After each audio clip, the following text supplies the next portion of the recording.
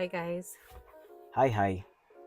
welcome back to Yes. Adulting Conversations with the Jessies. hmm We are your hosts, Katunga Jessie, Caleb Jesse. and we're really happy that you guys are listening. And we are so excited about this episode. Last time we spoke about Cornerstone and Capstone relationships, Yeah. and today we're going to try and just hopefully, I mean, y'all know I'm the chatty one, right? Let's hope that I'll be able to keep my words at a minimum, but we want to touch on the dynamics between Cornerstone and Capstone relationships. Now that you know what they are, today I want to talk about what happens when a Cornerstone relationship person meets a Cornerstone relationship person and they want to build together. They want to have a relationship rather. What happens when a Capstone relationship person meets a Capstone relationship person? What happens when a Cornerstone relationship person meets a Capstone relationship person? hmm And how does that dynamic kind of play out in the way they interact, in their expectations for their relationships, and in their future outlook? I think opposite attracts. Do you? Yes.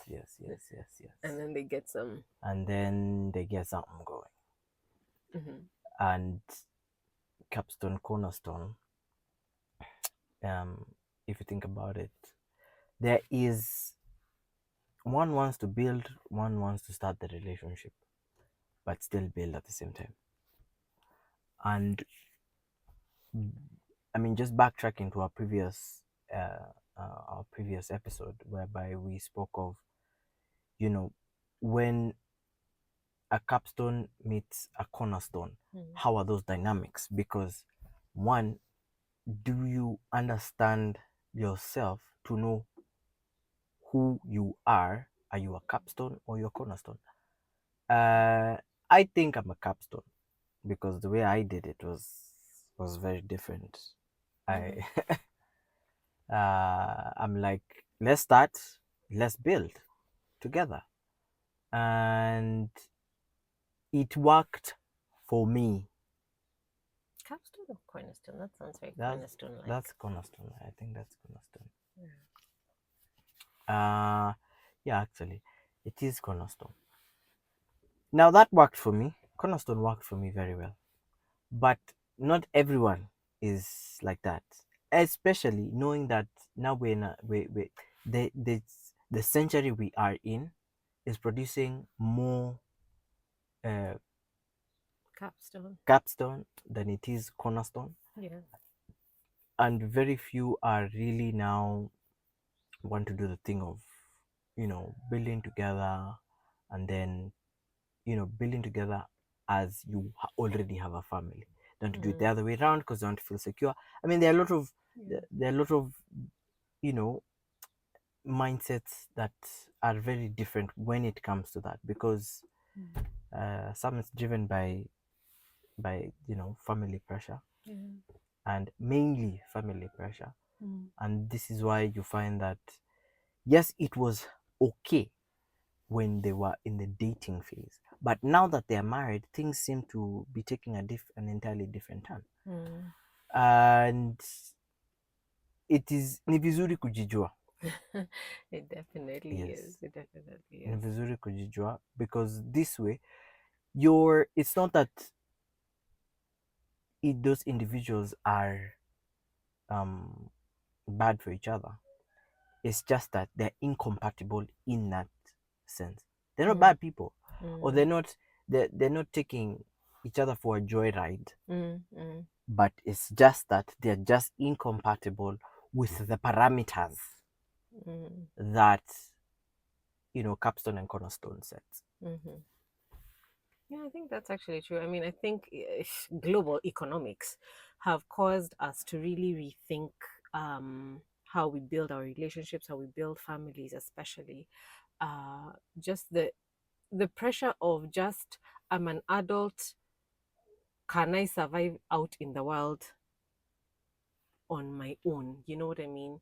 Just you as an individual surviving in the world, and then meeting another person who's also surviving in the world, like, can we really come together and actually build a family in that dynamic? So I think even with the social pressures of, when are you gonna get married, so and so, when are you getting married, hey, uh so and so, when you don't have a boyfriend, when you don't have a girlfriend, what's happening there?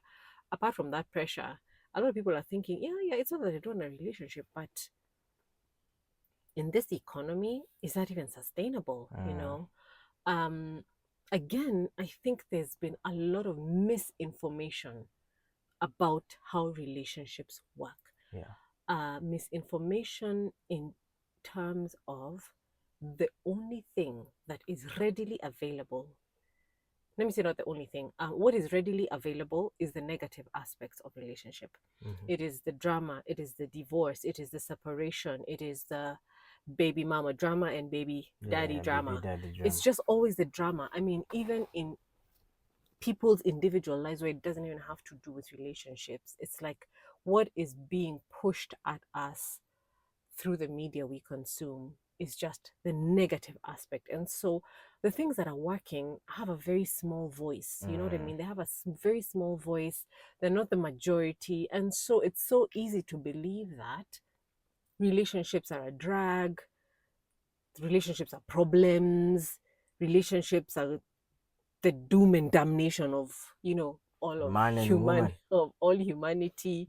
Mm. And so hopefully this little chat here will shed some light into relationship dynamics and expectations, and just like Jesse was saying, people might not necessarily not want to be in like they want to be in a relationship, but they're not compatible because of the expectation that they have. So getting into it, let's talk about cornerstone relationships, right? You get into a relationship ready for the long haul.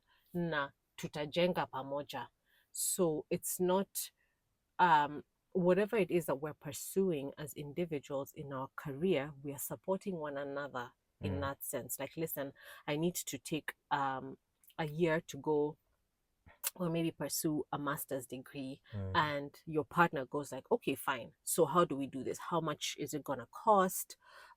Let's put our funds together. Can we apply for funding, scholarships, the works? Then you sit down and you work it out. One partner now gets into a degree or master's program, further studies program, and the other one is continuing to work. So we know that because you will be in school, you may not earn as much. You may have part-time work. I Yeah. mean, heck, pursue part-time work if it's possible, so that at least we have some semblance of, so that our what we're trying to build doesn't collapse for lack of finances. And Mm. also it removes the burden from the other partner of being a sole breadwinner.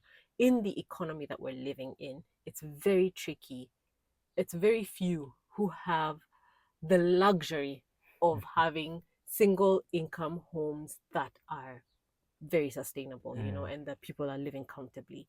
Um, but with that in mind, then if people, two cornerstoners are together, then those dynamics get worked out. Or, listen, I need to take leave from my regular income, maybe to go and research, a new business opportunity. It'll take 3 months or whatever, 6 months, and we sit down and we work out a financial plan so that Mm. we can continue even when the research is happening. Does that include, if we don't have children, can we relocate ourselves Mm. for that time period? Is there maybe work I can find there on the other side? Those kinds of dynamics. Or will you just travel and maybe come back every 2 weeks Yeah. or 1 month? Like, I mean, that dynamic, because the relationship still has to continue and Yeah. it still has to be healthy. So how do we support your travel or your masters or your thing, um but at the same time ensure that our relationship is still, we're still relating in a Mm. relational healthy way, you know what I mean? Mm. And that the relationship doesn't collapse, Mm. and that takes a lot of trust, which I And think is, commitment.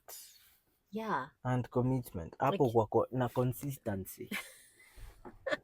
hapo sana sana kwa Sana commitment. sana hapo kwa commitment. um it's like you have to trust that your person is actually going to do the thing that they said that they would. So are you a trustworthy person, isn't it? That's a huge question. I think we might point fingers about this person is not trustworthy, but are you yourself trustworthy? Can your person trust that when you're going out to pursue your career or your education or your business opportunities and whatever? Can your person trust you to still be loyal to them, to still be honest with them, to still have that dynamic, even if happening over distance? Can it still happen? You know what I mean? Can we still check in on each other every day? Are we still having that call at the end of the day? Are we doing this? Let me unwind. Let me tell you how my day has been. Even if someone is in Malawi and you're in Algiers, it's like, can we still have that conversation? Can we still continue to build our relationship and not let our career pursuits stagnate the relationship? Because that relationship has to be fed every single day. It has to be nurtured every single day. You have to put in something in there every single day, even if it's let's sit quietly together. Something that I've noticed lots of people struggle Rarely with. do. They rarely do because they struggle with it, I think. I think they struggle with you and me sitting quietly. We're not talking about anything. We're not planning anything. It's like binge watching, like only now in a very different way. Yeah, I mean, And binge watch together, but you can't sit and do nothing together. Like I know. We so. probably need to do an episode about doing nothing Yeah, together. yeah, yeah, How yeah, does yeah. doing The nothing together nothing box. what happens when we're doing nothing together? There's a lot of good nothing that Yeah, happens when yeah, you're yeah, doing yeah, yeah, nothing. yeah. Very true. Very true. So that's the cornerstone dynamic. All right, so let's talk about the capstone dynamic. The capstone dynamic is tunajenga, tunajenga, tunajenga, tunajenga, and then we will now settle in for the long haul. Now we'll really settle into building the relationship afterwards. So you find that with capstone relationships, if both of them are capstone inclined, then together with that understanding that we will get married and settle family dynamic later, then they build each separately, and you'll find that with these relationships they will date for a long time. Very long time. They might date even for years. I actually know a couple that dated probably 7 or so years before they got Wow. married. You can imagine the pressure from the parents. You want to, Sasa. What is happening here? What is happening here? Because the parents want grandchildren. You know what I mean? So, without the understanding of what's happening inside, without the understanding of the internal dynamic of the relationship, they're just outsiders looking in. Then they're like, "Hey, folks before us, you date. I mean, you meet someone, you date 1 year is sufficient. Let's get married, let's do the kids thing." Very rarely would people just get in for the sake of dating. It's like if you seriously are with someone, you just know within 2 years there's marriage happening, there's babies coming, there's that. So I think a lot of our traditional family structure was very cornerstone like msijali, just get married, mtajenga pamoja. There was an encouragement to do that, I think. There was, and also it's there are two parts to it. You see, one of the reasons why they encourage that, well, based on some of the research I did, was that if you have children at an early age, you don't get complications as you grow older. Yeah, that's very true. And then there was a lot of support around that whole thing. But now, the way things are right now, whereby you're just building and then you have a family later, the dynamics of children now have some complications, right? It could be in terms of carrying the child to term, or in terms of just getting pregnant, that also poses a challenge. And that's why most parents had really, really encouraged it then, because there won't be too many complications. Wouldn't be, there would be no complications in a sense. Yeah. However, technology has come far. Yeah. And now recently you can be able to create an embryo outside Yes, of the womb. of the womb. Yeah. That's one of the reasons why marriages were actually still were encouraged back then. Mm, It's because of that, because they know they're gonna get complications as you get older, mm, and some of those complications can really discourage people from, being rather getting into relationships. mm, It's very discouraging mm, because you're like, we've waited this long, and then now what we have built is now going to medical. mm, All our resources are going into the medical field and all mm, that. And I am not saying don't do what you gotta do. mhm, If you foresee that you'd want to have a completely stable uh, relationship and then have kids, it's fantastic. mm, But kuna age gap. You have to cap it somewhere. Not too far, not too near. Like, don't get to an age whereby you're not uh, able, like, you create a burden for each other because you weren't able to make certain decisions earlier on in mhm, life, mhm, especially children. Although it is a huge responsibility, no one should lie to anyone. That's a mm. huge responsibility. That's true. Comes with its own dynamics. Mm, But again, you'd want to also enjoy having kids. mm, It doesn't need to, it starts out rocky and then it just continues. It's just a downward spiral from there. mhm, mhm. So that's something to think about in my 2 cents. Yeah, personal opinion. No, I totally get that. I think there is that that there is a real scientific scientifically backed up reasoning behind having children early. And what Jesse was saying has to do with male and female fertility. Um, with women, ours is a reserve. You know what I mean? We have Mm, all the eggs we're ever going to produce for all the cycles and all the potential children we have at the time we're born. With men, they have a different dynamic whereby they produce basically sperm on demand. You know what I mean? And so a man can potentially be fertile for the rest of his life. However, here's mm, the interesting thing: as he gets older, the risk for having children with deformities and health complications increases after the age of 40, is what science has shown. really. That yes, after the age of 40, Mm, for a man having children naturally, mm, there's a risk of having a lot of health complications, abnormalities. mm, And so what happens is natural selection has set it that it's only survival for the fittest. yeah. And so you will find that even after that, a man's, if the relationship, it's a man and woman relationship, the woman will have miscarriages frequently Mm, because the DNA is not sustainable. And so, yes, fertilization will happen. Oh, yay, I'm pregnant. And then, no, I'm not pregnant. And so, women who have repeated pregnancy loss, one mm, of the dynamics, there are many other causes, but mm, one of the dynamics has been attributed to the age of the man. mm, As well, with women, the older you get, it's not that you don't have the eggs even before you get to menopause, even the quality of eggs that are there in the mm, reserve. So the quality of sperm and egg decline with yeah, time. yeah, Even if men produce sperm on demand, the quality declines with their age. yeah. Um, so when you hear so and so at age 70 or 80 got a child and they're normal, that is truly a miracle. Oh, yeah. Um, with women and men in those fertility situations, again, for very many years, centuries, decades, when a couple can't conceive, it's usually been pushed to the woman. Why can't you Mm, give me a child? Why aren't you getting pregnant? And then she gets pregnant. Why isn't it a boy? mm, Without realizing that scientifically, these proven facts again, um, women have two X chromosomes, yeah. men have XY.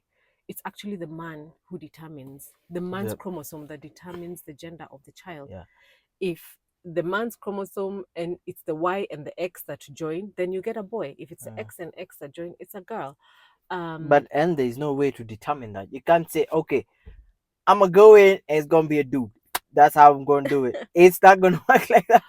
Although there is a plausibility Yeah, based on what time the man and the woman have have sex yeah, yeah, yeah. in the woman's cycle, the likelihood of a male is higher when she's at the peak Yeah.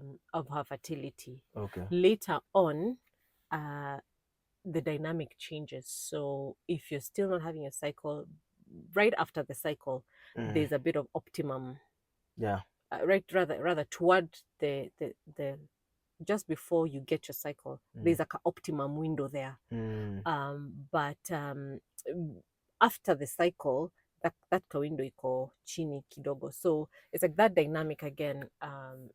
Again, that's biology. But It's biology, man. the thing we're trying to say here is that Mm. whereas it is very understandable Mm. why capstone relationships are predominant Yeah. in this era, it is also wise to consider if you do want to build a family, what are you planning? You know what I Yeah. mean? Seriously, I mean, are you banking your sperm? Are you banking your Mm. eggs? Mm. Because that could be what then could allow you see, because if you bank your eggs in your 20s, Mm. then the embryos that are made and you meet and your person banks their sperm in their 20s, it means that the embryos created there are created at that level of Mm. fertility. Mm. Therefore, even if you now have IVF in your 40s, Mm. it is your 20-year-old Yeah, eggs and your eggs. 20-year-old sperm that is being That's used. gonna work. So the dynamic of now healthy children, that of course changes. Of course. So two capstoners get together. We know that we are first gonna jenga our own lives, and then now we start thinking about the family dynamic. Mm. So even as you consider that, when you get into a relationship in your capstone, both of you are capstone, then you get in knowing that we're gonna date for a minute until we've built this. So the Mm. priority is not the marriage or building family. The priority is building sustenance for that family in the future. Now, what happens when a capstone and a cornerstone get together? The dynamics change. Completely, isn't it? Yeah. Because now Cornerstone has gotten in expecting to be married soon after a period of dating, Yeah. within a Yeah. year or Yeah. two of dating. And someone of Cornerstone is just like, dude, when are we getting married? Mm. Or chick, man, are we gonna get married? Like, yo, yo, Mm. yo. And this other person is like, no, chill, yeah, we're going to it. We're gonna get to it. We're gonna get to it. And so you find that where the long-term outlook of a relationship, if you make a priority list of both these people, for a cornerstone person, long-term dynamic is at the top, higher up in their list. A capstone person is a bit lower in the list, and so the expectation of, hey, is this guy serious or is this chick serious? Like, Mm. we've been dating for so long. Why aren't they popping the question? And that dynamic is what Jesse was alluding to. Is that that's the incompatibility that you find, whereby someone expects to be married soon within a certain window of dating, whereas someone else could date quite a long time Yeah. without getting married because marriage is not high up in that list. It's like, I need to make sure that, especially for guys, with that, most guys that I've spoken to, and I think you also mentioned this earlier, Mm. is that if a guy is going to get married, he's thinking, how will I support this family? Yeah.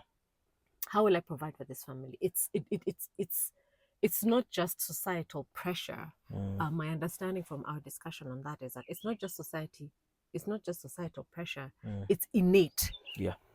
You get in saying that if I want to have a family, I must provide. Like, there's nobody told you Yeah. that. No, It's it's just just that hardwired kind of in you. Is that it's correct? primal, man. And so what we're trying to say in this particular episode is mtu kujijua, as Jesse said earlier. It's important to know what kind of relationship you desire and what kind of relator you are. And Yeah. that's what we had concluded our previous episode with when we asked, so what kind of relationship are you in? How do you relate? What do you expect of your relationship? That is information that now can feed into when you're now thinking about dating, when you're getting to know one another. These are some of the questions I feel people need to ask early. Yeah. Don't just ask, do you want kids? Mm. That's not the dynamic. The question is, for this the first question in any relationship has to do with, the relationship itself, children or not. Are we going to have this relationship? Is it going to be long term? Because I know people who get into a relationship and they're in it for the long haul, but children are just not a priority. Yeah. And so the pressure for children, sometimes now one of them will cave in and now you have children and really you didn't really want children, and it creates a stressful dynamic for the relationship and for the home. Not because children are bad, but your desire for children just wasn't really there, and so you're kind of half-hearted. And then there's some people who get in and they're like, oh my gosh, I should have done this, we should have done this sooner, this is so much fun, it's not as hard as we thought it would be, you know what I mean? So there's a lot of other things that influence our decisions around children. But when we're talking about when you're getting into a relationship with someone, those are some of the first questions you should really ask. Don't ask about children. Don't ask about, do you want family? Even as you're getting to know this person and their familial background, because you see that also influences. If I come from a family of cornerstone relationships, chances are that cornerstone is what is the underlying, is the foundation of how I feel my relationship should be built. Other people get into see that cornerstone situation and they're like, yeah, no. Let me first do the thing, and then and whatever decision that you make, you yourself, you need to know what kind of person you are and what your expectation for relationship is. And then with that in mind, when you're dating or when you're kind of seeking, you have a crush on someone, you're interested in them and that kind of thing, is to also ask that. Because then if I'm a capstone person and I've met Mr. Jesse here who's cornerstone, if that is out in the open at the onset, then he can know whether he's willing to wait until I am ready to settle into the long-term dynamic of our relationship. And if he's not, then he'll know what to do. I mean, we're adulting conversations here, right? We need to adult our own situations. You need to say, okay, fine, listen, me, I'm for let's get married and build together. I don't know if I can wait for you to first build and then we get married. So we can just go our separate ways. It doesn't have to, sincerely, it does not need to be dramatic. You can actually just have peaceful exits, because in that way you respect one another's preference. Okay, just because I love you so much or I'm so into you, I will compromise. You don't have to. I feel that there's some compromises that you must make in a relationship in order for it to move forward. But if compromising in a relationship diminishes any one of you, then that's a very bad compromise. It's a very bad. So it's better that I say, just say, okay, fine, I get it. I get it. I really, really, really would have hoped that this works out. And hopefully when I'm ready, maybe you would have found somebody and maybe we can reconnect. Hopefully. But there's no guarantees. There's no guarantee. But there's hope. Yeah, you gotta but throw in still some no hope in it. guarantees. There's no guarantee, and that's that you have to release with that in mind. You have to release with that in mind, knowing that, okay, you know what, I'm gonna let this go. I may never have this again. Or find a way to sit and say, okay, fine. Since I do want to get on later, maybe ask yourself as a person of a capstone relationship, what things have to be in place before you move forward. If it's a degree that has to be in place, then a degree is what, 3-4 years? Someone can wait, maybe,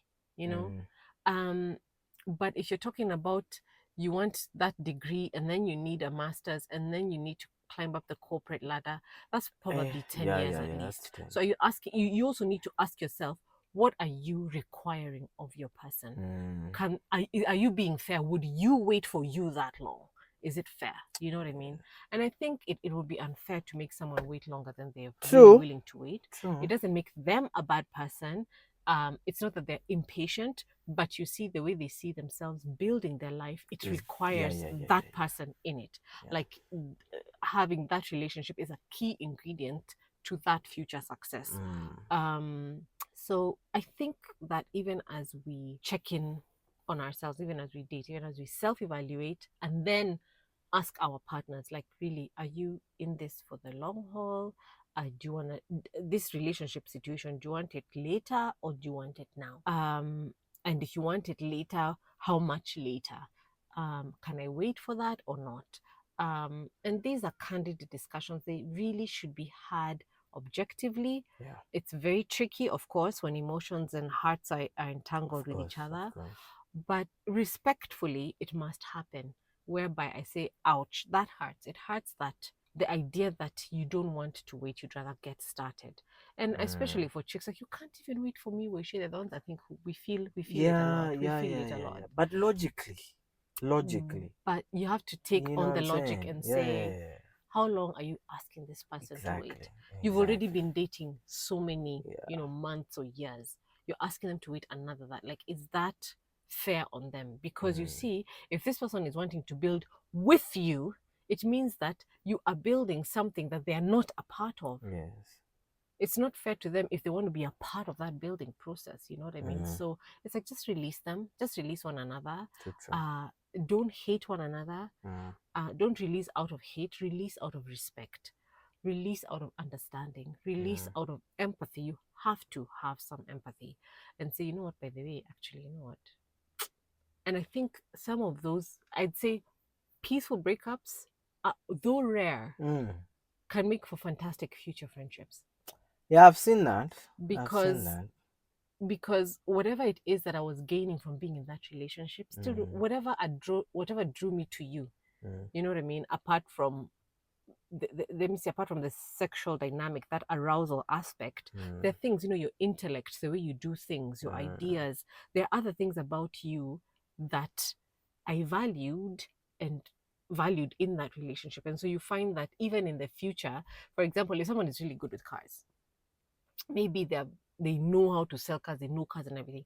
In the mm. future, I'm like, that's my hookup for when I want to buy a car. I'm like, Yeah. I'll call you, I'm like, dude, are you still In dealing the in cars? Are you business. still in the business? You know what I mean? Can you check out this car for me? You know what I mean? So you find that the relationship still continues, even if it's not in the intimate Sphere. space. Mm. Even if it's not in the intimate space, it can still continue. And I think that is something that has been broken in the media we consume. It's dramatic, it has to end, it has Yeah. to be It fire, has to be brimstone, violent, you know. and violence, and I'll never talk to this person again, and you I'll even hear it. shred Yeah, I will them. shred every ounce of your existence. And Mad thing. boy bye, girl bye. I mean, and it's like, you forget that that person, you once valued them, so you can't even treat them like trash. Yeah. Because if you act like you don't care, then even you've lied to yourself, I Yeah, yeah. must say. And so I think, when you of course, when breakups happen, it hurts, it definitely hurts. Yeah. And we're not underselling that. We're not trying to say that breakups cannot be extremely painful. And what people do when they are in pain, when people are hurting, often they will hurt others, and they will seek ways to hurt others as a way of retribution, to try and almost Mm. balance off the scale, as a way of finding, justice for their heart and justice for their emotions. And so this is where the shredding and the drama comes in. But if you take a moment of pause and ask, truly, why did we break up? Mm.